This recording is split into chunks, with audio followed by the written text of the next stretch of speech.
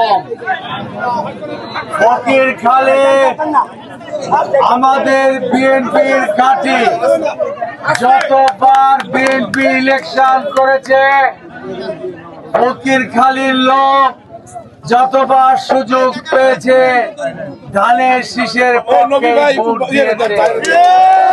আমরা বলতে চাই, ইনশাল্লাহ শত ষড়যন্ত্র মোকাবেলা করে রাজাকারদের পক্ষে যারা নিয়েছে তাদেরকে রুখে দিতে হবে। এই রাজাকাররা স্বাধীনতার বিরোধিতা করেছে, 3 লক্ষ মা বোনের ইজ্জত লুণ্ঠন করেছে, 30 লাখ লোকের রক্তের বিনিময়ে অর্জিত স্বাধীনতা। এই স্বাধীনতা সার্বভৌমত্বে এই রাজাকারদের কোনো স্থান নেই। তারা ইসলামের নামে মিথ্যাচার প্রচার করে। তাদের সাথে যারা মিলে তারাও কোনো দিন সহি ইসলাম করতে পারে না।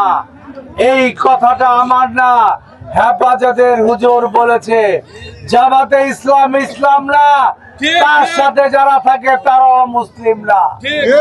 আমি ফকিরখালীর বাসীর কাছে অনুরোধ করব, নির্ভয়ে আপনারা ভোট কেন্দ্রে যাবেন এবং মাদক সন্ত্রাস চাঁদা মুক্ত সহ এই ফকিরখালীর উন্নয়নের জন্য আমরা মিলেমিশে কাজ করব।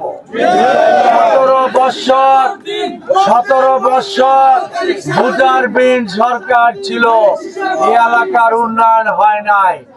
ইনশাল্লাহ আগামী দিনে অতীতের ফকির বা খালীবাসীর আমাদের পক্ষে ভোটের প্রতি আমরা শ্রদ্ধা রাখি, বিশ্বাস করি আগামী দিনে 12 ফেব্রুয়ারি তারা ধানের শীষের পক্ষে আমাদের ভোট দিয়ে বিজয় করবে। ইনশাল্লাহ আপনাদের পাশে আমরা সারা জীবন থাকব। আপনাদের এই এলাকার চেয়ারম্যান সাহেব, মাহফুজ চেয়ারম্যান সাহেব, উনি আপনাদের একটু শুভেচ্ছা বক্তব্য রাখবেন।